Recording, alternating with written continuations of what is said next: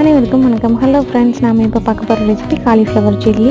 சுடு தண்ணி வச்சு லைட்டாக கொதிக்க ஸ்டார்ட் ஆனதும் நம்ம வெட்டி வச்சிருக்க காலிஃப்ளவர் அண்ட் மஞ்சள் தூள் ஆட் பண்ணி ஒரு 10 மினிட்ஸ் ஊற விட்டுக்கலாம். 10 மினிட்ஸ் கழித்து இதை நம்ம வடிகட்டி எடுத்துக்கலாம். அடுத்தது நம்ம சில்லிக்கு தேவையான பேஸ்ட் ரெடி பண்ணிக்கலாம். 3 ஸ்பூன் அளவுக்கு மைதா மாவு, 1 ஸ்பூன் கார்ன்ஃப்ளவர், 1 ஸ்பூன் கடலை மாவு, 1 ஸ்பூன் மிளகாய்த்தூள், 1/2 ஸ்பூன் மிளகுத்தூள், 1/2 ஸ்பூன் கரம் மசாலா, தேவையான அளவு உப்பு, 1 முட்டை ஆட் பண்ணி நல்லா மிக்ஸ் பண்ணி கொடுத்துக்கலாம். இது எல்லாமே மிக்ஸ் பண்ணதுக்கப்புறமா தேவையான அளவு தண்ணி ஊற்றி ஒரு கெட்டியான பேஸ்ட் கன்சிஸ்டன்சிக்கு நம்ம கரைச்சி எடுத்துக்கலாம்.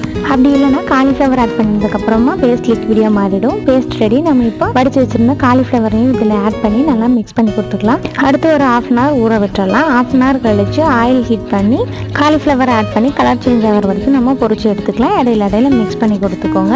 அவ்வளோதான். மசாலா பிரியாமல் மொறுன்னு நம்மளோட காலிஃப்ளவர் சில்லி ரெடி. இதே மாதிரி செஞ்சு பார்த்துட்டு எப்படி இருந்துன்னு கமெண்ட்டில் சொல்லுங்கள். வீடியோ பிடிச்சா லைக் பண்ணிக்கோங்க. தேங்க்ஸ் ஃபார் வாட்சிங்.